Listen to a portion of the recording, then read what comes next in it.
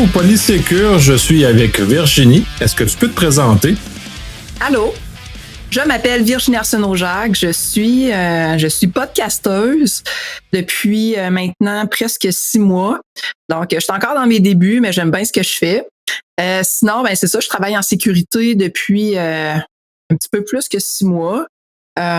Oui, ça fait plus que 6 mois, ça fait plus même 10 mois. Je suis analyste spécialisée, j'aime beaucoup mon travail également, j'apprends énormément à tous les jours et c'est un plaisir pour moi d'être là aujourd'hui avec toi, Nicolas. C'est un énorme plaisir. J'ai d'ailleurs pris énormément de plaisir à écouter ton podcast et en l'honneur des fois que tu fais les références dans ton podcast de bière non alcoolisée. J'en ai une qui est la Brewdog AZ AF. Je ne dirais pas ce que le AF veut vraiment dire dans la vraie vie parce que je ne veux pas mettre le tag E sur ce podcast. Mais bref, ça a l'air d'être une très bonne bière. On a peut-être commenté au courant du podcast. Effectivement, tu es une nouvelle podcasteuse. Très intéressant parce que tu amènes pour moi un vent de fraîcheur à ce que c'est. Et qu'est-ce qui t'a amené à vouloir justement communiquer à travers un podcast tes expériences? Parce que c'est franchement très intéressante. Là. Tout d'abord, juste faire un retour sur la bière parce que je l'ai déjà bu puis elle est vraiment bonne. Je l'ai même d'ailleurs déjà présentée au début d'un épisode. Tu peux peut-être me la montrer. On voit pas au travers. Il me semble qu'il est quand même assez opaque, quand même assez doré. Et voilà, ouais, ça ressemble vraiment à les AZ. C'est AZ AF. Ça veut vraiment dire ce que ça veut dire. Ah oui, elle a l'air très, très bonne. Fait que, écoute, je regrette parce que moi, je suis complètement à sec ici. J'ai un peu d'eau, mais bon, bonne dégustation. Santé, Nicolas. Merci. Oui, qu'est-ce qui m'a amené à faire ce podcast-là? En fait, c'est que je suis arrivée au terme de quelque chose que j'avais entrepris, c'est-à-dire le bac. Puis, quand j'ai fini mon bac, à l'âge que j'ai, je me suis dit, en tout cas, peu importe, j'avais comme envie de faire quelque chose, envie de participer. J'écoutais des podcasts, j'avais envie de dynamiser ça un peu. Puis à un moment donné, tu sais, j'ai un peu le syndrome de l'imposteur comme plusieurs personnes, mais à un moment donné, il faut quand même faire un move, là. Fait que je me suis dit, tu sais, je vais partager comme des nouvelles que je lis, que j'apprends, de comment je me sens, c'est quoi mes perceptions, etc. Puis si les gens trouvent ça plate, ils trouveront ça plate, mais tu sais, je vais grandir là-dedans. Puis finalement, ce que je me rends compte, c'est que les gens me donnent des retours, puis il y a des échanges qui naissent à partir de ça.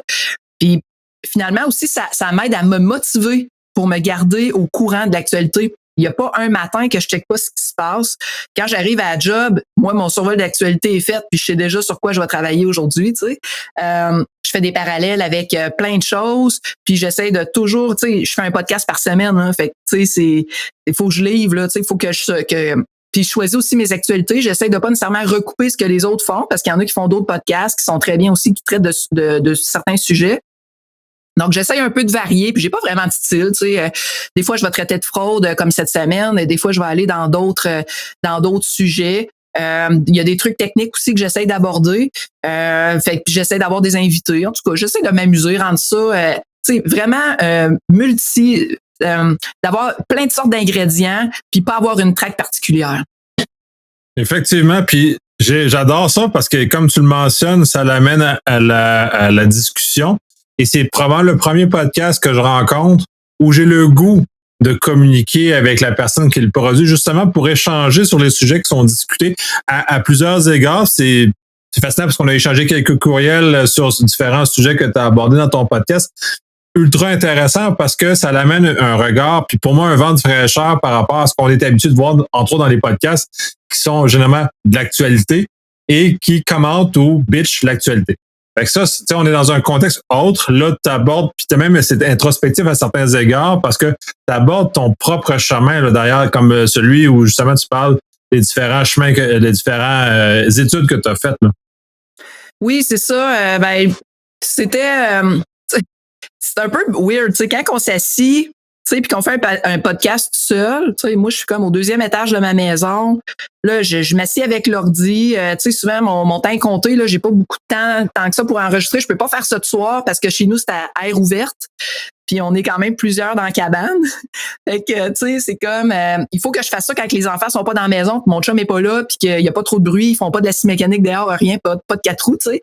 Fait que là, je m'installe, fait qu'il faut que ça roule.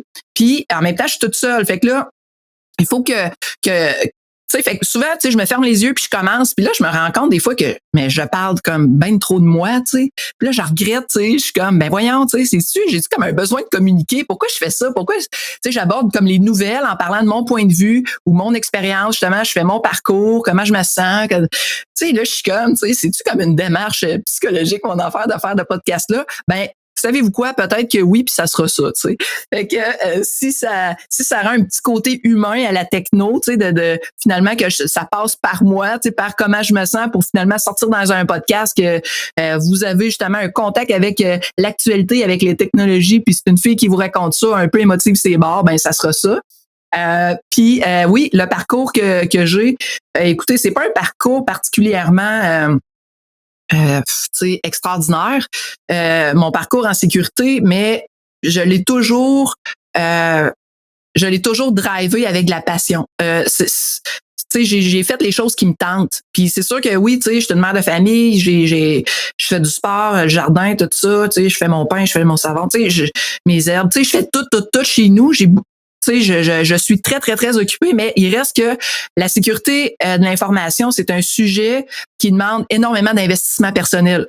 Fait que c'est pas vrai qu'on peut travailler dans ce domaine-là puis arriver à job. Ben, peut-être que oui, là, tu sais, il y en a des gens comme, je pense notamment à Pierre-Luc Maltais que j'avais reçu au balado, au podcast Incidence. Ben lui, tu sais, il disait qu'il travaillait quand même pas à temps plein puis tout ça, mais tu sais, je pense que c'est quelqu'un de probablement très, très, très compétent. Moi, en tout cas, il faut que pour être bonne, il faut que je travaille, ok. Fait que ça, moi, c'est le même dans la vie là. Il faut que je m'investisse. Fait que c'est ce que je fais. Puis mon parcours, ben c'est comme ça que je l'ai construit. Mais tu sais, je suis consciente de mes lacunes quand même. J'ai le goût d'avancer là-dedans, d'essayer de m'améliorer, mais en même temps, je découvre que tu sais, les licornes, là, tu sais, ça existe pas. Tu sais, fait c'est ça. Il faut que je vive avec le fait qu'il y a des points sur lesquels je suis pas nécessairement au niveau que je voudrais être. Oui, puis ça, de toute façon, ton approche pour moi est très intéressante parce que justement, autant elle est humble, puis ça, dans le milieu, on manque beaucoup d'humilité. On est dans un milieu avec une culture de rockstar. Fait que là, d'avoir quelqu'un qui aborde ça d'un point de vue beaucoup plus humble est très intéressant parce que ultimement, on n'a pas le choix d'être humble parce qu'on a toujours quelqu'un qui connaît plus que ça que nous et on doit toujours s'entourer de gens qui doivent nous aider à progresser. Moi, je le fais énormément. Je le fais à travers le podcast aussi parce que j'ai des invités qui m'alimentent, qui m'amènent des idées nouvelles. Et c'est un peu l'idée de peut-être ma nouvelle façon. Puis là, toi, tu parlais de thérapie. Peut-être moi, c'est la façon que justement, je vais chercher mon information ou comment je vais grandir à travers cette profession-là, justement, d'amener ailleurs parce que je ne crois pas. Puis la sécurité, elle est probablement un domaine particulier où, il y a plein de sous-branches. Puis là, tu parlais de Pierre-Luc, entre autres. Lui, il est dans une branche très spécifique. Probablement qu'il a besoin de beaucoup moins de contexte large comme ce que tu dois faire dans le quotidien et ce que je fais dans le quotidien, où on doit être beaucoup plus en harmonie avec notre environnement, savoir ce qui se passe, que juste de casser des systèmes pour trouver des vulnérabilités. Mais c'est là où tout ton chemin est intéressant et amène quelque chose de mieux. Puis de toute façon, je pense que ton background initial n'est même pas en technologie, là, si je me trompe pas. Non, moi je suis partie du secondaire 5 à nous autres, moi j'étais pensionnaire quand j'étais jeune au secondaire. OK? Fait que moi je restais à l'école. Tu sais, imaginez le party, là, c'était la totale. Tu sais, moi, je veux dire, je suis partie super jeune de chez nous parce que, c'est ça, on couchait à l'école, tu sais, puis on était une super belle gang. Puis nous autres, on a eu l'Internet au pensionnat, tu sais, où ce qu'on étudiait. Puis il y avait comme un genre de programme un peu avec la ville où ce qu'on était. Puis on rentrait Internet genre en 94, peut-être là-dedans. Hey, moi, là, je capotais. Puis en plus, j'avais un gars qui était pensionnaire avec moi, puis lui, il était vraiment calé, là. Lui, c'était un gars de Matane. Puis moi, je restais dans le bas du fleuve aussi. Puis, tu sais, on parlait techno au bout. Puis, tu sais, lui, il avait comme vraiment la fibre techno écœurante. Tu sais, il avait réussi, genre, à rentrer dans le système de notes de l'école. Tu sais, il faisait comme des affaires vraiment weird. Puis lui, il m'a beaucoup initié aux technologies. Puis, tu sais, on a découvert Internet ensemble. Puis avec ça, ben moi, j'ai décidé d'aller étudier là-dedans en informatique parce que je tripais. Fait qu'on a, c'est ça, on n'a pas étudié ensemble. Il est allé dans un autre cégep, mais j'ai fait ma technique en informatique. Puis après ça, ben, je suis allée travailler. Puis j'ai travaillé pour une compagnie de Québec. Puis comme je disais dans mon cheminement, tu sais, j'ai voyagé au bout, là. Tu sais, je veux dire, moi, à 19 ans, là, tu sais, j'étais au Mexique, puis j'installais des systèmes, puis je tripais ma vie, là. Tu sais, c'était... Tu sais, j'étais même pas majeure, puis tu sais, j'étais majeure au Québec, mais tu sais, j'étais pas majeure partout. Tu sais, je me promenais aux États-Unis, en France, République tchèque, Pérou, name it, là. Tu sais, je me promenais partout, là, puis tu sais, puis je rencontrais toutes sortes de technologies. On travaillait avec des bases de données, des systèmes GPS. Tu sais, rien en sécurité comme tel, parce que le domaine était quand même pas tant, disons, connu que ça à ce moment-là, quoique c'était quand même présent. Mais tu sais, j'ai trippé au bout. Puis là, après ça, là, j'ai décidé de faire d'autres jobs, de revenir en région. Puis c'est là que l'idée de la sécurité, l'intérêt de la sécurité, parce qu'après ça, j'ai travaillé dans un centre de recherche. Parce que là, il y avait des trucs vraiment plus précis. Tu sais, je travaillais comme avec quand même des scientifiques de haut niveau. Puis tu sais, il y avait des applications très, très, très spécifiques. Puis j'avais des questions qui venaient à moi par rapport à la sécurité. Puis c'est là que j'ai développé un intérêt pour ça. Puis j'ai dit, OK, let's go. Ben, c'est une spécialité. Fait que je fonce là-dedans. Voilà. Ouais, mais en plus, ce qui est beau là-dedans, c'est que tu es allé chercher les moyens, tu as étudié pour aller chercher ça, tu as fait des certifications. C'est non négligeable. Puis là, tu dis, en pre-show, tu dis, ah non, mais j'ai rien d'extraordinaire. Puis là, tu viens de dire que tu es allé faire des voyages à travers le monde, à travers ouais, mais un de tes anciens emplois, là. Oui, mais ça, c'était vraiment dans ma jeunesse, là. Tu sais, j'ai fait ça 3 ans, là. Ça a été super formateur comme job. J'avais, toutes les pages de mon passeport étaient étampées. C'était super trippant. Tu sais, j'ai appris l'espagnol, tu sais, l'anglais, tu sais, ça m'a déniaisé sur l'anglais. Puis, tu sais, je me souviens, là, tu sais, j'étais en République tchèque. J'ai fait du paraglide là-bas avec des clients avec qui je travaillais, tu sais.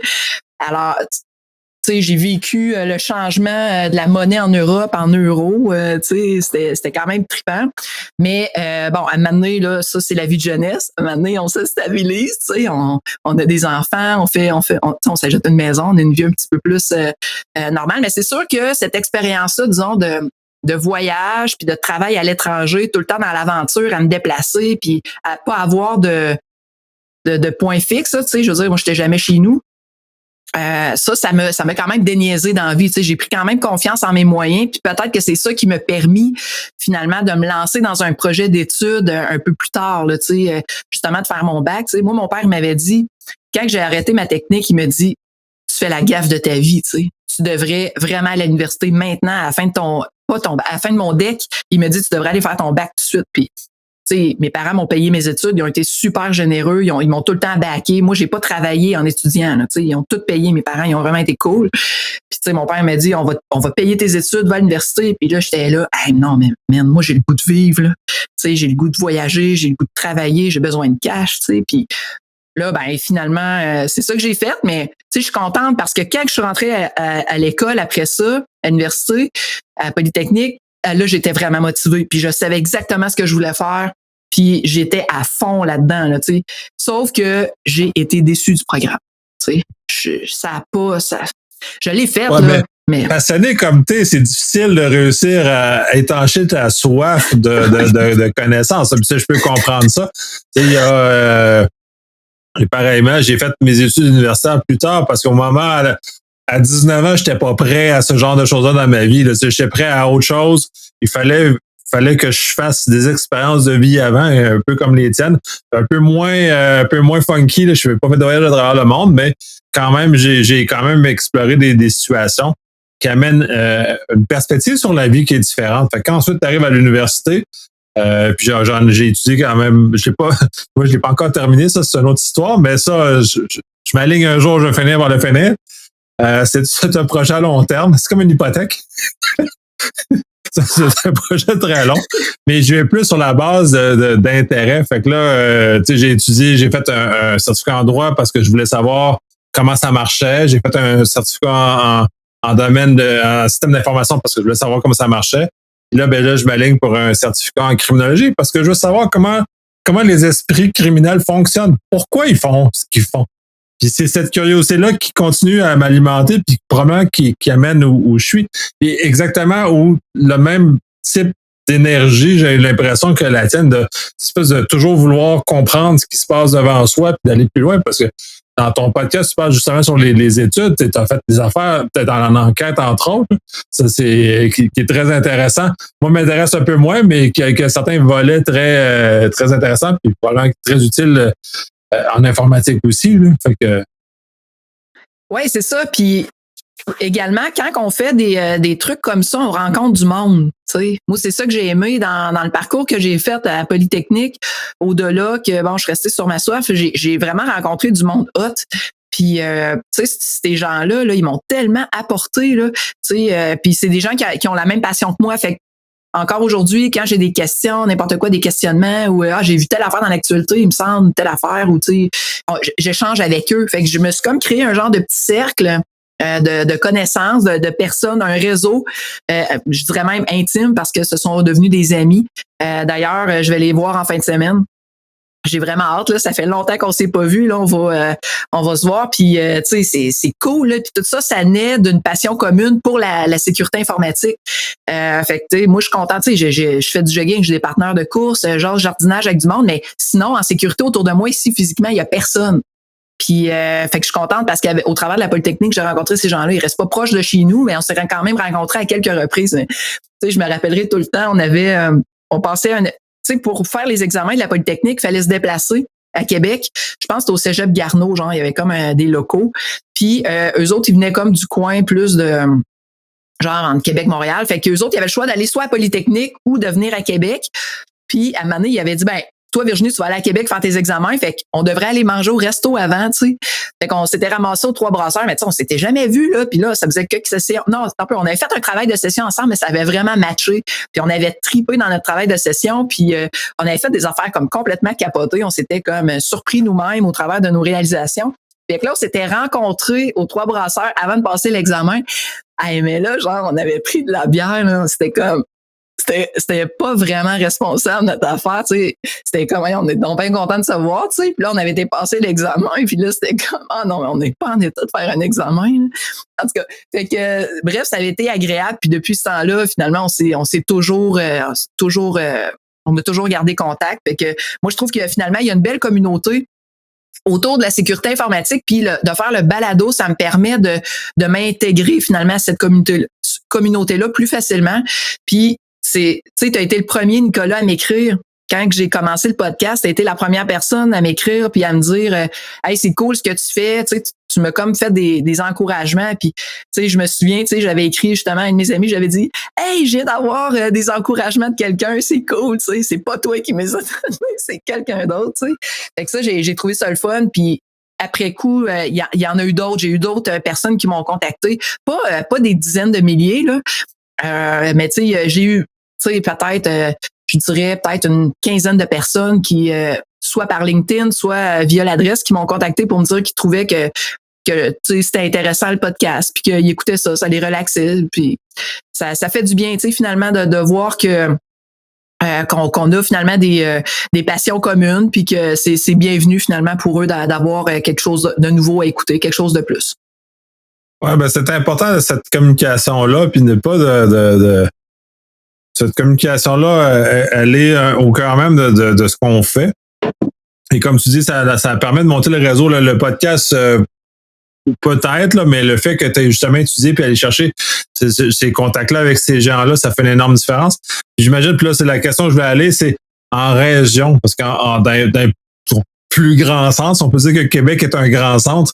On a quand même une mini-communauté. Donc, on a des gens avec qui on peut côtoyer plus régulièrement. Ça doit être un peu plus difficile d'aller puiser cette énergie-là quand on est plus isolé comme toi. Oui, c'est sûr. Mais là, tu sais, je te dirais qu'avec le COVID, tout le monde devait se sentir à peu près comme je me sens depuis longtemps. Mais oui, c'est sûr qu'ici, ben, j'ai quand même... tu sais, j'ai quand même comme un ami qui est programmeur qui travaille dans la même ville que moi. Puis, tu sais, lui, c'est drôle, tu sais, on a fait le cégep ensemble, on a resté ensemble pendant le cégep, pendant qu'on faisait notre technique. Puis lui, il s'est trouvé une job, puis il a toujours travaillé à la même place depuis ce temps-là. Mais le gars, il est vraiment allumé, là, tu sais. Fait que le midi, des fois, on va dîner ensemble, puis là, on se jase là, vraiment informatique, puis c'est super le fun. Puis, tu sais, lui, il a sa vision vraiment... tu sais, lui, il fait comme du bas niveau. de la programmation bas niveau, fait qu'il a sa vision, puis il travaille beaucoup avec des ingénieurs en électrique, tout ça. Fait que on a des bonnes discussions finalement, c'est le fun au bout, puis moi je parle de mes affaires, puis tout ça. Mais sinon, de dire que dans mon réseau, j'ai vraiment du monde en sécurité, non, puis c'est quelque chose qui manque en région. Mais par contre, avec la communauté du Hackfest, j'ai découvert Samuel Harper qui vient du bas du fleuve aussi, fait que ça c'est cool. Je l'ai reçu justement à Incidence, puis Samuel qui a fait une technique en informatique aussi au Cégep de Rivière-du-Loup, puis que maintenant, il écrit des articles comme journaliste indépendant. Il y a peut-être du monde qui ont vu ces articles-là dans Urbania notamment, puis il fait aussi sur le blog du Hackfest. Puis je pense qu'il était impliqué aussi dans Crypto Québec. Sam, c'est cool parce qu'il reste vraiment pas loin de chez nous. Puis on s'est même rencontrés en personne il y a pas si longtemps. C'était vraiment agréable. Fait que ça, je suis contente parce que c'est grâce au Hackfest que je me suis rendu compte finalement que ce gars-là, c'est grâce au Discord que je me suis rendu compte que ce gars-là existait. Fait que je suis vraiment contente. Ouais, ben ces communautés virtuelles-là, maintenant, c'est vrai que le confinement a mis en plus en phase ces genres de choses-là. Et même c'est ça, parce que là, c'est étonnant, parce que tu as rencontré quelqu'un proche de chez vous à travers des moyens technologiques qui sont d'autres choses. Fait que c'est très intéressant. Puis de toute façon, on s'alimente énormément de ces moyens technologiques-là pour justement pour abreuver notre goût de savoir de ce qui va avec les choses. Très intéressant. D'ailleurs, tu as fait une des mentions dans le fond, tu fais ton savon, tes herbes, tout ça. C'est un aspect très intéressant parce que ça l'amène un regard sur la vie qui est autre. Puis je pense qu'en sécurité, c'est essentiel d'avoir ces regards très différents, diversifiés. Là, on n'embarquera pas dans tout le volet de la polémique de la place de la femme en TI. Mais au-delà de tout ça, ce regard différent sur les choses amène dans ton quotidien un regard autre, comment résoudre des problèmes au travail. Et puis ça transparaît aussi dans ton podcast, comment tu abordes les choses différemment que les autres. Et ta contribution pour moi, parce que tu vois les choses différemment des autres, là, t'as laissé un petit peu de quelques bouts de ta vie personnelle exposés. Fait que sur la base, là, on peut voir que t'es non standard. T'es un peu autre. Et ce qui fait que, puis il y en a beaucoup en sécurité qui sont comme ça aussi, là. Fait que je pense que c'est une contribution très intéressante et qui pour moi fait une différence énorme en termes de regard parce que à la limite, écouter les autres podcasts, pour moi, c'est comme m'écouter parler. Là. C'est pas le fun de m'écouter parler. Là. J'aime ça écouter quelqu'un d'autre qui m'amène des idées nouvelles. Oui, c'est ça, la hippie qui fait de l'informatique, là, c'est comme. C'est drôle parce que, bon, là, tu me vois, on a la caméra allumée. Comment je te dirais bien ça? J'ai pas de style particulier. Moi, je me casse pas la tête comment je m'habille. Mais souvent, en ville, maintenant, je croise des professeurs, ou parce qu'ici, on a un cégep, on a l'ITA aussi, l'Institut agroalimentaire. Puis, souvent, comme les gens me disent, hey, toi, t'es agronome, hein? Je suis pas agronome, ou c'est comme, toi, tu travailles en phyto, t'as étudié en écologie appliquée au cégep, ou tous les programmes de grano, là, ils pensent que c'est ça que j'ai fait, puis je suis comme, pas en tout, moi, genre, j'ai étudié en informatique, là. Ah, ouais, ils craignent pas à ça, mais oui, ça existe, quelqu'un qui fait son pesto maison, puis que, qui est capable de, je fais pas de yoga, Hey, c'est bizarre, elle fait son pesto, elle fait son savon, elle fait pas de yoga. Ben non, mais je sais pas, je fais de l'informatique. En tout cas, je suis ce que je suis pas capable de définir c'est quoi, justement, j'ai pas vraiment de style, mais ce que je sais, c'est que j'ai un intérêt pour la technologie. Par contre, j'essaye de ne pas trop faire d'écran. C'est quelque chose qu'on me reproche dans ma vie personnelle, en fait. D'être, comme je vous dis, moi, je me lève super tôt le matin, je lis mon journal, c'est pas le journal papier, mais je suis mes actualités, tout ça. Puis, c'est quelque chose que mes enfants me reprochent des fois. Hey, maman, lâche l'ordi, on est là. Fait que, mais en même temps, c'est parce que moi, je veux être au courant, là. Fait que là, c'est comme, là, si je manque 2 jours de nouvelles, ou genre si j'ai pas passé mon heure et demie à surveiller mes actualités parce que mes enfants me passent des remarques, fait que là c'est je me dévoile là, je l'expose, ça c'est quelque chose qu'on me reproche chez nous, fait que faire un balado c'est comme la goutte un peu qui fait déborder le vase, dans le sens que c'est pas vrai que je vais pouvoir passer une demi-journée à faire un balado. Si j'enregistre une demi-heure, tu sais, des fois, je rends disponible une demi-heure, je vais avoir enregistré des fois 45 minutes, 1 heure, mais tu sais, je peux pas passer 4 heures à faire un balado, là, parce que j'en fais déjà beaucoup quand même de la techno. Fait que je suis obligée de couper à quelque part. Fait que c'est ça, il va falloir que, tu sais, ça, c'est quelque chose qu'il faut spitzer en plus. C'est ça, la fin de semaine, je fais toujours comme une grosse course, genre 20 km, 20, 30 kilos, tu sais. Fait que ça prend beaucoup de temps. Faut que je fasse le ménage. Moi, j'ai pas de femme de ménage, tu sais. Fait que là, j'ai tout ça, le jardin, tu sais. Des fois, je travaille les fins de semaine. Fait que là, à un moment donné, ça vient comme too much, mais à date, ça rentre encore dans le programme. Là. À date, c'est correct. Là, tu sais, ça fit. Ouais, ben, ça, je lève mon chapeau parce que tu t'es programmé des séquences de livraison d'épisodes. En tout cas, tu dis aux semaines, là, si l'été peut-être aux 2 semaines pour te laisser un peu d'air. Moi, je suis incapable. Moi, je suis comme Netflix. J'enregistre, je produis, je livre. Fait que ça va dans cette vitesse-là. Puis des fois, on me le reproche aussi un peu là, à certains égards de ce côté aléatoire-là. De livrer du contenu. Mais ça, chacun ses défis ou chacun ses attentes, mettons. On est le 20 juillet en passant, là. Pour ceux-là qui vont écouter, là. Là, je te mets de la pression. Oui, le 20 juillet, mais à l'heure actuelle, je suis rendu à un cycle de production à peu près 2 jours. Ah, OK, quand même. Okay. Je m'en sors là, à part l'exception, puis le gars, je vais dévoiler les coulisses de la production. Là, j'ai enregistré pour la première fois depuis très longtemps un épisode en présentiel. Et là, j'ai comme oublié certains principes d'enregistrement puisque ça fait tellement longtemps que je l'ai pas fait. Puis là, ben, le montage, il traîne un peu parce que j'ai raté des affaires sur... En tout cas, bref, ça sort pas comme je veux. Fait que... Oui, mais ça, c'est quelque chose aussi, je trouve. Tu sais, c'est bien beau faire un podcast, mais... Tu sais, quand on se starte là-dedans, moi, j'avais aucune notion. Tu sais, d'ailleurs, tu m'avais écrit par rapport à ça. Tu m'avais même, je pense, offert, tu sais, si j'avais des questions. Mais tu sais, il y a quand même un petit volet technique, là, tu sais, la qualité du micro. Tu sais, il y a justement, là, tu sais, des fois, il peut y avoir des accrochages, tu sais, comme Zencastr, comme on est là. À un moment donné, j'avais déjà fait un enregistrement avec quelqu'un, puis j'avais pas pris mon bon micro. Fait que j'enregistrais avec mon micro d'ordi au lieu de prendre mon micro, mettons, USB, qui est un peu mieux. Fait que là, c'est poche, tu sais, tu peux pas leur faire l'enregistrement, il est fait, là. Fait que là, essaye de booster le son ou rendre ça potable pour que ça soit écoutable. Fait que tu sais, c'est comme des affaires, des fois, qu'il faut bien penser ou regarder, ou c'est des défis qu'on n'est pas nécessairement préparés. Puis quand je m'étais lancée là-dedans, j'avais écouté je sais pas si vous connaissez le podcast Mon Carnet. Je le connais, mais celui-là, je l'écoute pas. OK, fait que c'est ça. Ben lui, il avait publié sur LinkedIn, Bruno Guglielminetti avait publié sur LinkedIn qu'il allait faire un épisode sur Facebook, genre live, avec des collaborateurs pour comment faire un podcast. Puis ça durait 1 heure. Fait que moi, j'étais comme, ah wow, tu sais, je vais m'inscrire, je vais assister à ça. Puis ça a été tellement hot. Même j'ai écrit, j'ai dit, hey, merci, tu sais, les infos que vous avez données, c'est compréhensible. Fait que là, les 4 personnes qui étaient là, il disait comment il avait démarré, quelle plateforme il avait utilisé.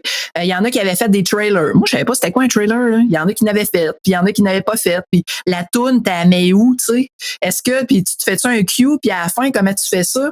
Puis là, il y avait une fille qui disait, moi, à la fin, je mets une longue toune, puis le monde, il aime ça. Ça les fait comme finir tranquillement sur le podcast. Puis il y en a qui disaient, moi, je mettais un cue trop long, les gens m'ont passé des commentaires. Fait tu sais, ça m'a comme donné des bons points de départ, des bonnes informations pour starter. Tu sais, j'ai pris un peu les informations que je voulais là-dedans, mais tu sais, en 1 heure, j'avais comme des bons ingrédients, puis ça m'a sauvé bien des erreurs de débutant, je dirais. Oui, probablement. Ben, c'est ça. Mais en même temps, le podcast a tout l'avantage d'être un peu plus personnel et d'être un peu moins parfait comme la radio, par exemple. Oui. Ça nous laisse cette marge à manœuvre-là pour œuvrer. Puis de livrer un produit qui peut parfois sembler être imparfait. Quand je produisais la French Connection, j'avais des fois certains commentaires, mais c'est parce que des fois, il y a des ratés, il y a des moments où on a plus de misère. Puis j'ai eu même une très grande séquence où, dans ma chaîne de production audio, il y avait quelque chose de brisé, mais je ne m'étais pas rendu compte. Parce qu'avec certains écouteurs, ça paraissait pas. Mais quand on avait d'autres types d'écouteurs, ça paraissait. Fait que là, je me suis acheté d'autres types d'écouteurs pour attraper ce genre de problème-là, parce que c'est ça, je suis pas un ingénieur de son, fait que j'apprends. Fait que j'ai cheminé, ça fait presque une dizaine d'années là, que je roule là-dedans, fait que oui, j'ai cheminé. J'ai encore énormément à apprendre, puis je pense que peut-être suivre un cours serait probablement plus rapide cheminement que d'essai-erreur comme je fais là, mais j'ai du plaisir à faire du laisser-erreur aussi. Là. Ouais, ben moi, genre, j'avais une souris full bruyante, là. Puis il y avait quelqu'un qui m'avait écrit puis qui m'avait dit hey, ta souris, c'est un petit peu gossant, tu sais. Puis je le savais, moi je l'entendais, mais tu sais, je pensais pas à la limite que quelqu'un allait me passer le commentaire. Là, il y a quelqu'un qui m'a dit on l'entend. Avec là, j'ai fait comme OK, c'est beau, garde. Fait que là, après ça, j'ai répondu, je dis hey, je l'ai changé, tu sais. Puis là, il a dit ouais, c'est vrai, c'est beaucoup mieux. Fait que puis là, tu sais, la musique, là, moi, je suis pas musicienne dans la vie. J'aurais bien aimé ça, là, mais c'est pas un talent que j'ai eu, tu sais. Fait que là, comment je fais pour la musique, tu sais, ça va être quoi, moi, là, mon identité? Qu'est-ce que. Fait que là, mon ami programmeur que je parlais tantôt, qui travaille ici en ville, il y a un gars qui tripe sur le mixage. Son gars, il est jeune, là, il a 13 ans. Fait que là, j'ai dit, hey, tu pourrais-tu demander à ton gars, voir si ça il tenterait de me faire un genre de petite tourne de début avec un cue puis une musique de fin pour mon podcast. Le soir, genre, j'ai reçu ça, tu sais. Mais ouais, le kid, il était super motivé. Fait que, puis j'ai écouté ça, je fais comme, mais c'est malade, tu sais, ça sonne Radio-Canada, genre, tu sais, la qualité, puis, tu sais, il y a une oreille, cet enfant-là, ou, tu sais, c'est un enfant, c'est un ado, attention. Tu sais, j'étais contente, puis, tu sais, genre, j'y ai transféré 50 pièces, j'ai dit merci, buddy, tu sais, t'es vraiment cool. Fait que c'est comme ça que j'ai eu ma petite musique de balado, vraiment, c'est créé par un jeune, puis ça, tout de suite, quand je l'ai entendu, j'ai fait comme, il pouvait pas faire mieux que ça, c'est parfait, tu sais, fait que, tu sais, tout c'est comme enchaîné, ça s'est fait très, très vite. Tu sais, là, je fais comme, bon, ben, moi, je pensais que ça prendrait 3 semaines, tu sais, je l'ai eu tout de suite. Fait que là, je fais comme, bon, ben, let's go, je vais enregistrer mon premier épisode, là. Je suis prête, là, tu sais. Ça t'a mis de la pression de façon indirecte, là. Ben là, ouais, là, tu sais, le jeune, il a produit ça. Avec là, j'étais là, OK, ben là, la balle est dans mon camp. Fire. Ah, oui, c'est super. Ça, c'est tous des chemins personnels. Tu parlais justement, tu utilisais Audacity pour faire tes montages, considérant la nouvelle qu'il y a eu, là, tu vas devoir basculer. C'est un apprentissage différent. Là, je vois ta face. Ah ouais, c'est vraiment pénible. Puis dans le dernier, j'ai fait un fuck, mais là, je le laisse dans le même, ça me tente pas de le corriger. Là. Mais c'est ça, tu sais, Audacity, ça allait bien, ça m'a pris un peu de temps, puis là, l'autre. Mais là, tu sais, je vais sur YouTube, là, il y a comme une chaîne où ce qui donne des trucs, tu sais. Moi, c'est quand même basic ce que je fais, là. Je fais pas, tu sais, j'ai pas 45 tracks avec des effets spéciaux capotés, là. C'est pas ça, là. C'est juste comme, des fois, si je veux me censurer, parce que je vous le dis, je me censure très souvent, ben là, tu sais, pour effacer la séquence, que ça vienne pas tout fucker le reste, ou tu sais, faire des fade-in, fade-out, tu sais. Fait il y a comme ça, là, j'étais encore en apprentissage, mais, puis aussi, quand je viens pour exporter, là, ça faisait pas ce que je voulais, ça me créait toutes mes tracks de façon individuelle. C'est pas ça que je voulais, moi, je veux un MP3, là, mais de qualité pas pire. Fait que, non, c'est ça. Puis aussi la plateforme, tu sais, où est-ce qu'on dompe ça, notre, tu sais, comme toi, tu t'héberges toi-même, Nicolas, pour ton balado. Ben moi, j'avais pas cette capacité-là, puis ça me tentait pas de me casser la tête. Mais là, on va où, tu sais? Comment qu'on, puis là, après ça, faut que ça puisse nourrir les plateformes comme iTunes, comme Google Podcast. Fait que là, comment qu'on s'y prend, tu sais? Quand t'as jamais fait ça, c'est pas évident, là. Fait que... Effectivement, là, j'ai découvert pas mal de choses parce que là, dans le fond, moi, ce podcast-ci, c'est mon premier où je m'occupe au complet de tout le setup. Puis c'est plus de job. non, là. Fait que là, t'apprends comment se faire lister dans Apple, là, dans Google, Spotify, Amazon. Est-ce que ça vaut la peine d'aller ailleurs ou pas? Qu'est-ce que tu fais? Puis ensuite, là, c'est tout le trip de regarder les statistiques. Parce que quand tu commences à te mettre sur cette plateforme-là, ben là, ils veulent comme tu regardes les statistiques. C'est comme, Ouais, les statistiques, ouais, mais moi, on dirait qu'il y a des fucks là-dedans. Il y a comme des fois des explosions tu sais, inexplicables, tu sais, puis ça se peut pas là, que ça fasse ça là, comme dans un code d'écoute. Là, fait que là, je laisse ça aller, puis tu sais, des fois, je comprends pas ce qui se passe dans les statistiques, fait que je laisse ça faire. Mais tu sais, il y a comme des subtilités, genre, si ton logo a pas telle résolution, ben ça se peut que dans Google, dans mettons Apple Podcast, que ton upload marche pas. Fait que, tu sais, c'est toutes des subtilités comme ça que ben ouais, tu fais cette face-là, ça veut dire que ton logo est correct. Là. Mais c'est toutes des subtilités comme ça qu'on le sait pas quand on embarque là-dedans. Mais bon, en tout cas, je veux pas nécessairement rendre le discours plate à tes auditeurs, mais c'est juste pour dire que j'ai passé au travers de cette saga-là. Puis tu sais, c'est pas un parcours parfait là, pour mettre en place un balado. Tu sais, c'est comme tu dis, essai-erreur. Mais pour l'instant, là, ça va bien. Puis il y a aussi Apple Podcast qui a changé, hein. Dernièrement, là, il y a comme eu des changements. Oui, les pas fins. Ouais, c'est ça. Fait que là, finalement, on va se mettre à vouloir vous charger là pour. Non, on pourrait rendre les podcasts payants. Moi, je ferais pas ça, c'est sûr. Là, c'est pas mon but là, mais. Non, c'est pas l'objectif. Puis parce que moi, comme je suis travailleur autonome, puis il y a une notion très importante quand on est dans cette position-là. Quel genre de travail que je charge et quel genre de travail que je ne charge pas. Ce genre de choses-là, ça fait partie de choses que je ne charge pas. C'est-à-dire que je n'ai jamais géré chercher d'argent ou extraire de l'argent de cette façon-là parce que ça correspond pas à mon modèle d'affaires. Mais de l'autre côté, quand je travaille chez des clients, ben là je charge. C'est un peu dans ce regard-là, puis je pense que ta démarche est la même. C'est un espèce de goût de partager ce qu'on a de façon libre et que les gens puissent écouter et en bénéficier du peu qu'on peut partager.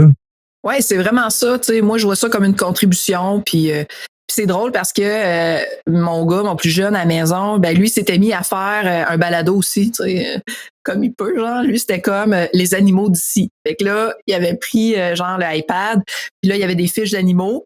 Puis une affaire Spark, là, de Adobe, c'est comme une application où tu peux mettre des images qui défilent avec un texte par-dessus puis une petite musique. Fait que là, il faisait, c'était pas un balado qu'il faisait, mais il faisait comme des montages sur les animaux. Puis, il essayait comme ici, Achille, vous écoutez les animaux d'ici. C'était comme genre pareil comme moi je fais avec Incidence, mais avec son affaire à lui. Fait que, je me disais, crime, c'est cool pareil. Moi, je fais ça, c'est ma passion, je le fais parce que ça me tente, puis ça. Mon gars, sans que j'y demande, à un moment donné, je me rends compte qu'il est comme en train de faire ça dans son coin. Il m'imite comme avec lui ce qui l'intéresse, les animaux. Je trouvais ça beau à voir. C'était cool. Là. Oui, puis c'est super intéressant parce que c'était d'autant plus important que les jeunes apprennent à communiquer et communiquer de la bonne façon avec les nouveaux médiums dans lesquels on a entre les mains. Là.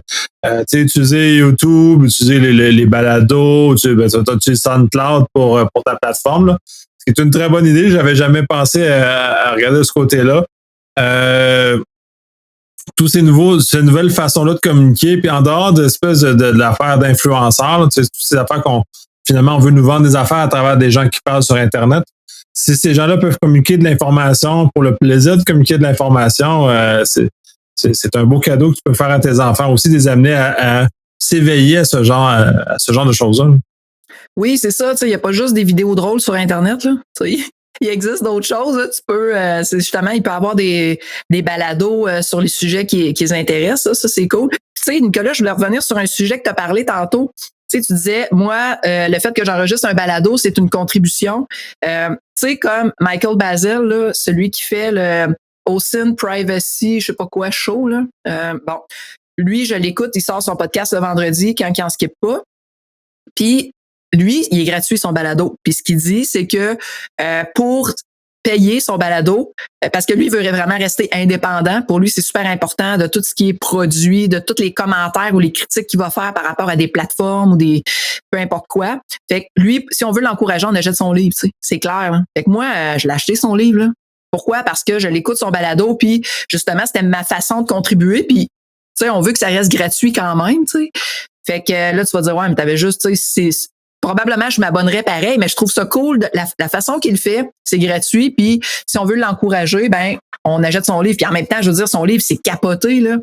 Moi, je l'avais mis dans une bibliothèque. Puis, c'est juste quand que je me suis inscrite au CTF de l'OSINT, au CTF de TraceLab, que là, j'ai comme, je l'ai pris puis j'ai commencé à le consulter, mais sa formule et c'est comme ça finalement. Fait que je trouve ça bien. Chacun sa formule. Là. Moi, j'ai rien en retour, je ne demande rien. Là. Moi, c'est vraiment. Ah oui, je le disais, c'est ça, c'est ma thérapie personnelle, c'est ça. C'est ça, toi, c'est ta thérapie. Probablement que moi aussi, je pense que dans le fond de moi, il y a quelque chose qui doit justement être cette thérapie d'exprimer ou de choses. En plus d'aller chercher beaucoup de connaissances avec les personnes avec qui que je collabore. Mais pour moi, la gratuité est importante de ce niveau-là. Puis c'est un modèle que je tiens. Je regarde d'autres podcasts comme Paul.com où il y a beaucoup de publicité pour financer.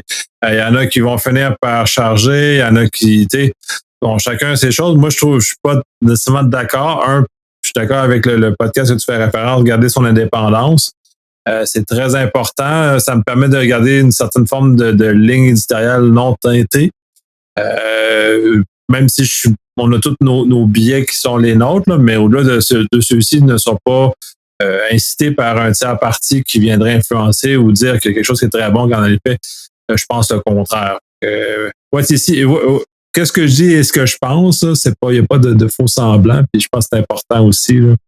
Ben, comme le podcast, un autre que j'écoute très souvent, quasiment de façon religieuse, c'est Security Now avec Steve Gibson. Puis lui, il y en a de la publicité, puis c'est gossant, là.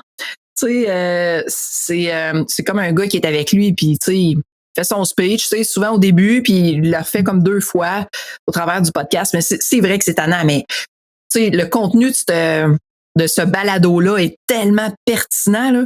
Moi, dans ma job, là, ça m'apporte vraiment beaucoup là, d'écouter ce qu'il dit à chaque semaine. Tu sais, c'est des longs podcasts, là, c'est 2 heures. Mais moi, je me plug ça dans les oreilles puis je vais courir. Ça passe tout seul. Mais c'est sûr qu'il faut que je reste attentive. Là. Des fois, ça se peut que je m'évade un peu. Mais c'est ça. Tu sais, c'est un podcast de très, très, très, très haute qualité. Je trouve que le contenu est excellent, mais la maudite publicité. Des fois, j'arrête. Puis là, je skip, tu sais. J'avance 30 secondes. Ben, c'est pas fin, là. Tu sais, normalement, je devrais les écouter, là, les publicités, mais j'arrête de courir, je les avance. Puis là, quand il est fini, bon, là, je recommence à écouter Steve, tu sais.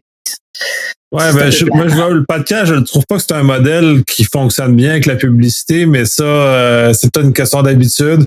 Parce que oui, lui, je l'écoute de temps en temps, là, parce que le 3 heures, c'est long, là. C'est comme Paul.com, des 2 heures, 2-3 heures, c'est long, là. Écouter ce genre de choses-là, fait que j'ai pas toujours nécessairement le temps de les absorber, là. Je vais aller plus vite, puis on skip, là, fait que mais non, le modèle de publicité, je sais pas. Peut-être qu'ils vont trouver d'autres choses. Moi, je préfère à la limite le modèle de Patreon qui permet genre, ou un peu comme d'acheter le livre. Tu as accès au contenu, mais si tu veux contribuer, tu veux aider et soutenir le créateur, ben tu y vas à la pièce. D'ailleurs, je compte pas au niveau des podcasts, mais au niveau de YouTube, j'ai une personne qui fait des vidéos à peu près sur la base hebdomadaire, qui justement, je fais ça. Cette contribution-là d'un montant, je pense, par vidéo, puis je l'ai en primeur, puis des petits avantages, mais je trouve que c'est un excellent créateur, fait que je l'encourage autant que je peux. Là. Ah oui, c'est ça, c'est cool. C'est ça, tu sais, c'est sûr que tout le monde qui font des podcasts, puis il y en a, hein. Je pense qu'en temps de pandémie, là, ça a comme explosé les podcasts, là, à quel point que les gens en ont créé vraiment plusieurs. Tu sais, il y a comme aussi des gens qui vont dire, ben moi, je fais une série de 10. Tu sais, fait que, tu sais, moi, là, incidence, là, je sais pas comment ça va, tu sais. Je regarde Gibson, là, je pense qu'il est rendu à 230, tu sais, 830, tu sais. Lui, il est vraiment rendu loin. Lui, il dit qu'il va arrêter à 999. Il peut pas aller plus loin. Tu sais, moi, je le sais pas, mais il y en a, c'est ça. Quand ils débutent, ils se disent, ben moi, je fais une série de 10. Puis quand c'est fait, ils rembarquent sur un autre projet complètement. Tu sais, comme moi, je pourrais aller comme en relation interpersonnelle. Non, c'est pas vrai. Ouais, mais c'est ça, c'est comme des séries finies, mais moi, je suis pas du type série finie. Moi, c'est un domaine qui avance, mais je suis constamment en train parce que j'ai des segments d'actualité, mais j'ai aussi des segments avec des collaborateurs, soit comme dans plus personnel avec comme toi, mais de contenu plus technique ou plus pointu dans certaines instances ou qui vont répondre à de l'actualité. Je vais aborder le projet de loi 64 parce que c'est fait partie d'un certain nombre de débats qui vont structurer comment on va être. C'est important qu'on en parle. Et celui va arriver, mais il y en a d'autres qui vont arriver. J'ai parlé récemment du RGPD parce qu'il y a des effets, puis j'étais très curieux de savoir comment le RGPD, après c'est 3 ans de mise en application et 5 ans d'adoption, à quel point ça l'avait changé le comportement des entreprises ou pas en Europe. Puis il va voir que c'est quoi les effets qu'il y avait, puis comment les structures s'étaient mises en place. Puis j'ai trouvé ça super intéressant. Puis d'autant plus que ça va nous préparer à ce qui s'en vient. Et juste pour ma connaissance personnelle, j'ai énormément grandi à travers ça. Fait que je peux pas voir quand je vais arrêter de grandir de toute façon.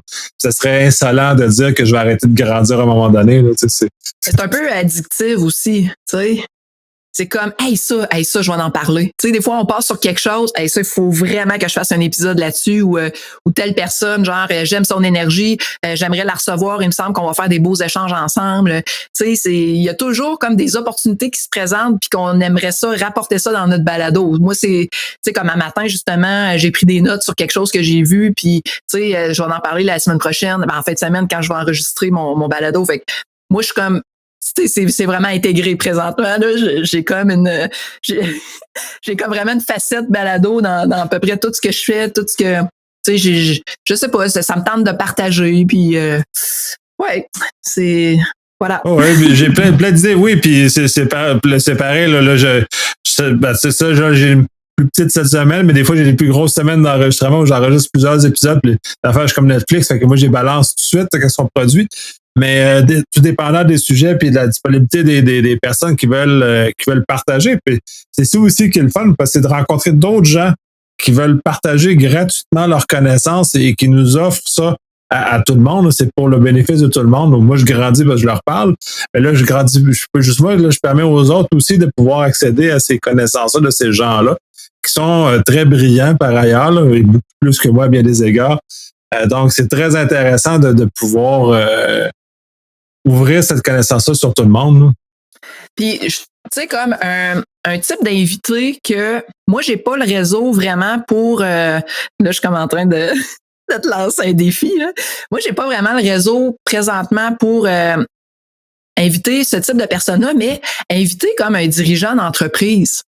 Tu sais, qui viennent s'asseoir dans un balado puis qu'on y pose des questions. Tu sais, quelqu'un qui est pas technique, mais qui dirige une entreprise qui a des responsabilités face à la sécurité de l'information, puis qu'on lui dise comment tu te sens? Tu sais, dans ton quotidien, quand on te rapporte des choses ou quand tu vois des choses aux nouvelles, ben là, je dirais pas dessus parce que moi, je vous vois dans la vie, mais là, tu sais, bon, mettons, telle entreprise s'est faite pirater, les gens, je sais pas moi, les collègues ou des gens dans l'entreprise posent des questions. Tu sais, comment ces dirigeants-là se sentent? Moi, j'aimerais ça avoir un épisode là-dessus, que quelqu'un s'ouvre, se livre finalement. C'est comment pour quelqu'un qui dirige une entreprise qui n'a pas de connaissances techniques de devoir faire face à la sécurité de l'information? C'est un sujet très intéressant. Je sais pas si j'ai le réseau pour faire ce genre de choses-là. Ouais, je prends le défi parce que c'est effectivement très intéressant comme situation. Parce que la plupart de mon travail, c'est de travailler avec pas des propriétaires d'entreprise, mais avec des cadres, avec des dirigeants en quelque sorte. Je me trouve à faire beaucoup de conseils.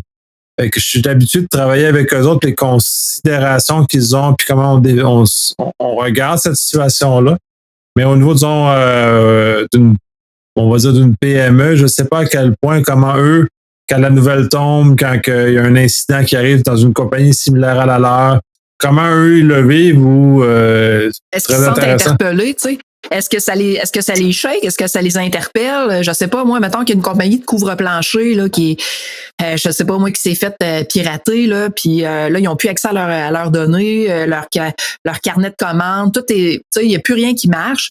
Ben là, tu sais, si moi, j'ai le même type d'entreprise, tu sais, puis je connais le gars, puis tout, tu sais, ça vient-tu me chercher? Est-ce que moi, je vais dire, hey, tu sais, je vais vérifier mes affaires dans mon système ou, tu sais, est-ce que ça me donne le goût de me protéger davantage ou de l'aider? Ou en tout cas, ça, c'est au niveau des PME, mais au niveau des grandes organisations aussi, je trouve que de se mettre dans la peau de ces personnes-là, puis de savoir comment qu'eux autres se sentent, puis, tu sais, c'est comment gérer de la sécurité quand on connaît pas ça. T'sais, quand on doit se fier finalement à tout le monde ou 3-4 personnes qui disent des affaires complètement différentes, ça doit être dur de prendre la décision finale. Là. T'es plus dans un contexte dans lequel moi je suis plus familier parce que je conseille des dirigeants qui sont peut-être pas le propriétaire ultime des grandes entreprises, mais à des niveaux intermédiaires. Puis justement, dans un contexte qui est rendu à leur niveau, n'ont peut-être pas la connaissance. Pour ça, ils doivent justement s'appuyer sur des experts pour prendre une décision et comment éclairer ça. Oui, on est dans une zone très intéressante. Là, il va y avoir un bon défi de rencontrer quelqu'un, ou en tout cas de convaincre quelqu'un. Dans le privé, c'est peut-être plus facile. Dans le public, ça va être littéralement impossible d'avoir quelqu'un qui va vouloir parler. Mais non, je prends le défi, puis je pense même que je vais t'inviter à ce que tu viennes interviewer avec moi sur ce genre de choses-là. Invitation acceptée. Avoir le mérite aussi. Invitation acceptée. Tu sais, ben, je pense que ces gens-là qui ont énormément de pression, c'est sûr. Tu sais, parce que c'est eux autres ultimement qui sont responsables de la sécurité de l'organisation, de l'entreprise. Mais tu sais, c'est ça. Comment ils vivent au quotidien, puis est-ce qu'ils réalisent tous les impacts de cette responsabilité-là aussi, tu sais, sans vouloir, tu sais, c'est sûr que si on pose des questions à quelqu'un, le but c'est pas de l'attaquer, c'est plus de savoir où est-ce que cette personne-là en est par rapport à ça, c'est quoi son cheminement, est-ce qu'elle voit un peu ce qui s'en vient aussi, ce qui se trame avec le projet de loi 64, tu sais, autour de nous, là, on peut se le demander, là, les gens avec qui on travaille, les gens qu'on connaît, ils vivent ça comment, eux autres? Est-ce qu'ils sont au courant qu'il y a ça qui s'en vient? Puis le C11 au niveau fédéral, ça, c'est un peu moins certain parce que là, il va y avoir des élections, tout ça, c'est un peu plus sa glace. Mais est-ce que les gens pensent que ça va rester comme c'est là présentement? Qu'on vit carrément, on est en chute libre. Je veux dire, il y a des attaques une après l'autre, puis les entreprises, tu sais, je veux dire, au niveau de la responsabilité, c'est quand même limité. Il va se passer quoi, là, tu sais, dans le futur? Est-ce que les gens voient ça venir ou pas vraiment, tu sais, les dirigeants? Au niveau des grandes entreprises, c'est sûr qu'ils doivent le voir parce que ceux-ci ont tous des départements légaux qui ne font que ça, regarder ce genre de choses-là. Ça, c'est l'avantage de la grande entreprise. Quand t'es en PME, je ne sais pas. Puis d'ailleurs, j'ai déjà une entrevue planifiée pour ce genre-là au niveau PME, voir comment eux autres ils voient la loi 64 arriver. Okay. Voir comment les choses vont se profiler pour eux autres parce que il va y avoir des changements importants. Puis dont l'affichage sur leur site web de leurs représentants sécurité, c'est pas négligeable, ça là. C'est pour une entreprise qui coule de la fonte ou qui fait des planchers. Là, on change complètement d'univers. Là, on fait juste, t'as des gars de shop là, qui coulent de la fonte. Là, faut que tu mettes sur ton site web un dude ou une dude qui va devoir répondre sur un incident de sécurité. Fait que là, c'est comme c'est complètement dans un autre univers. Là. Fait que je trouve ça assez intéressant, là, mais ce volet-là, j'ai déjà quelque chose de prévu. Là. Puis toi, là, au niveau de la consultation, là, mettons, je parle aux businessmen, là. Tu dois la voir venir aussi, là, l'opportunité quand même. Là. Oui, même mes clients sont plus dans l'appareil public. Fait en général, je le vois pas de cet angle-là. Mais de toute façon, tout ça était déjà, puis je suis déjà prêt à ce genre de choses. Et je manque pas de travail en passant. Fait que ce travail supplémentaire-là qui va arriver pour mes amis consultants, eux autres, ça va être à l'infini ce qui s'en vient. Puis là, c'est un message aussi qu'il faut envoyer aux entreprises parce que si vous attendez dans la minute, déjà qu'on a une rareté sur le marché, c'est ça, les prix vont monter. Fait que ça va coûter très, très, très cher si vous tardez à faire les activités de base parce que rareté va mener nécessairement à ce genre de choses-là. Fait que profitez-en pendant que c'est encore smooth là, parce que dans un an, quand ça va être adopté, ça va pas être la même chose. Puis c'est des travaux qui sont quand même assez longs, ce que j'ai vu au niveau du RGPD. Fait que c'est pas genre on coche 3 cases puis fini tchabaille. Là. Il y a quand même un peu de réflexion, il y a un peu de temps à mettre là-dedans. Donc ça va être quelque chose à penser. Là. Puis juste un dernier petit sujet, Nicolas, parce que je veux pas que le balado soit trop long là, non plus pour endormir les gens qui sont avec nous. Mais tu sais, je pense que tu as fait quand même souvent affaire avec des avocats, tu sais, dans tes épisodes, puis dans l'activité que tu gères. Puis tu sais, on voit qu'il y a quand même beaucoup d'avocats qui se spécialisent de plus en plus dans la protection des données, tout ce qui est vie privée.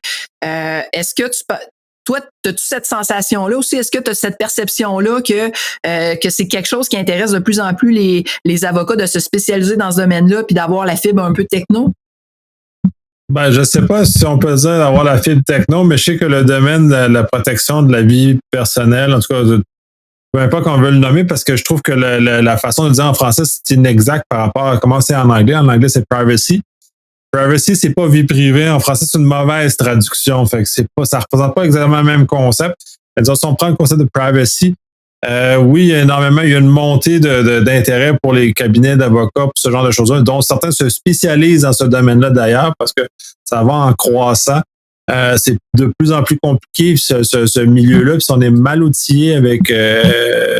on est mal accompagné par des avocats, on peut errer puis avoir des gros problèmes, puis des gros problèmes financiers, là, parce que les lois sont de plus en plus sévères. Puis oui, je le vois. De toute façon, là, on le perçoit sur LinkedIn aussi.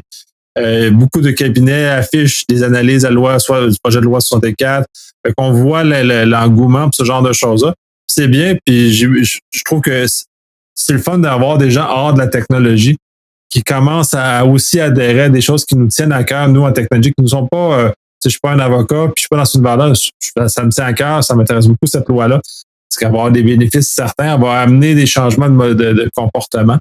Mais c'est le fun d'avoir des alliés, finalement, avec nous qui vont travailler conjointement, main dans la main pour un bénéfice commun. Tu sais, ça va peut-être être une des premières fois que des informaticiens ou, mettons, des gens qui travaillent en sécurité vont travailler aussi étroitement avec des avocats. J'ai l'impression que ça va comme être une rencontre de deux mondes. L'arrivée du projet de loi 64 ou la loi 64, ça va comme être deux mondes qui se rencontrent, tu sais, pour finalement arriver à mettre ça en application. Mais je pense pas que ça avait été fait de façon aussi concrète que ça par le passé, là. Peut-être pas autant, puis ça amène, puis là, tu as ouvert une autre lumière avec ça, c'est que en sécurité, en TI en général, on a énormément de difficultés à discuter avec les affaires. On est très pris dans notre univers technique, on aime nos bébelles, là. On les aime vraiment beaucoup, nos bébelles. Mais quand on arrive à parler avec les gens d'affaires, et donc on va apprendre à parler avec les avocats, parce que les avocats sont beaucoup plus habitués de travailler avec les gens d'affaires, avec le business. Là, ça va peut-être amener aussi, peut-être infusé au niveau des SI, cette espèce de préoccupation des affaires aussi, de pas juste avoir une espèce de quête de sécurité pour la sécurité elle-même, mais vraiment d'avoir une quête d'amener l'entreprise à protéger ce qui est précieux et non de juste voir installer plus de firewall ou installer plus de bébelles. Peut-être qu'on va avoir cette opportunité-là aussi, là. Ça se peut. Un gros vent de changement se fait sentir. Ça, c'est clair, là. Puis moi, je suis prête. Je suis prête à embarquer là-dedans puis à faire en sorte que ça marche. Ça, c'est certain, là. Moi, je pense que les gens qui vont être réfractaires à ça, ils vont avoir les dents dures, là. Ça sera pas très agréable. Puis de toute façon, moi, je suis plus prêt et intéressé parce que j'ai suivi le RGPD un peu, là. Je le connais pas super bien, mais je l'ai quand même suivi assez pour voir à peu près ce qui s'en vient pour nous aussi. Fait que c'est déjà, ce serait plate qu'on ne bénéficie pas de l'expérience du RGPD pour justement se préparer. Puis dis-moi, parlant de ça, tu sais, le contexte du COVID s'améliore, là, au niveau des voyages, il semble avoir des possibilités qui s'ouvrent. Est-ce que tu planifies de refaire peut-être un voyage en Europe, là, comme tu avais déjà fait, là, pour aller échanger avec des gens là-bas sur la sécurité? Oui. Si c'est possible, oui, j'aimerais bien ça retourner puisque c'est un regard différent. De toute façon, c'est toute la diversité des regards sur la sécurité amène toujours, puis j'en avais déjà tiré un très gros avantage à ce moment-là. Si c'est possible, oui. On verra comment les choses vont se faire, mais ça, il y a beaucoup d'incertitudes, il y a beaucoup de... On verra comment nos autorités réglementaires et sanitaires voudront nous permettre de voyager dans la mesure où on respecte les règles. C'est sûr, là, je suis double vacciné, j'ai fait mon chemin de croix pour pouvoir suivre les règles, mettons. Mais oui, ça m'intéresserait beaucoup de pouvoir faire ça parce que le contact humain demeure quand même plus fort en vrai que juste à travers un écran. Il y a comme un bénéfice supplémentaire, puis on le ressent. Je pense qu'il y en a beaucoup qui l'ont ressenti pendant le confinement. Pour ceux entre autres qui ont changé d'emploi, quand tu ne vois pas tes collègues en vrai, c'est beaucoup plus difficile de connecter avec eux autres. Ça se peut, là, mais il y a comme une marche beaucoup plus haute à monter avant d'arriver à quelque chose. Fait puis un petit quelque chose d'intangible, là, c'est mon petit côté humain. Hey, mais aujourd'hui encore, le nombre de cas est super bas. Je pense qu'on va passer au travers, gang. Je pense qu'on va pouvoir redevenir ce qu'on était, là. Bon, en partie, là, il y a des volets de télétravail que j'aimerais qu'ils restent, mais pour le restant, de pouvoir commencer à être moins contraint dans nos activités quotidiennes, effectivement, ça ferait du bien à bien des gens. Là. Ouais, moi, je veux juste qu'à la piscine ici à Rouge, genre. Moi, je demande pas plus que ça. Là. La piscine est fermée, ça fait comme trop longtemps. Là. J'ai besoin d'aller faire des longueurs. Là, c'est comme, on n'a pas le droit d'y aller encore. Puis, en tout cas, ça c'est mon dernier souhait. Là. Je veux que la piscine ouvre à la Bogatière, s'il vous plaît. Ouais, mais en même temps, une piscine, ça me fascine. Il y a tellement de chlore dans l'air que je vois pas comment un virus peut survivre dans cette atmosphère-là. Même mes poumons ont de la misère à vivre dans cette atmosphère-là. Mais bref, oui, effectivement, là, pour tous les sportifs, c'est très difficile, autre que les sports individuels qui font comme la course à pied comme tu fais, là, mais au-delà de ça, il n'est plus possible de rien faire. Fait que, non, tous les sports de genre le judo, tout ça, il n'y a plus rien, en tout cas. Hey, merci Nicolas de m'avoir reçu. Ça fait énormément plaisir. J'avais le goût de justement d'échanger là-dessus, sur l'ensemble, sur ton parcours, sur toutes ces choses-là depuis que tu as fondé ton podcast. Je trouve ça très intéressant. Puis, de toute façon, ça s'est énormément amélioré en termes de... C'est la passion. Vraiment, comment ça qualifie, c'est la passion que tu mets dans ton podcast qui fait, je pense, qui fait la différence. Qui le fait ressortir du lot.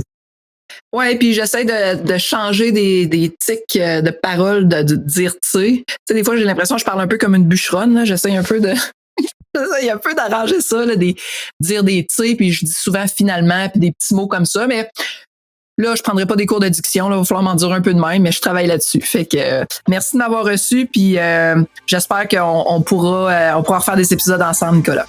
Énormément plaisir. À la prochaine.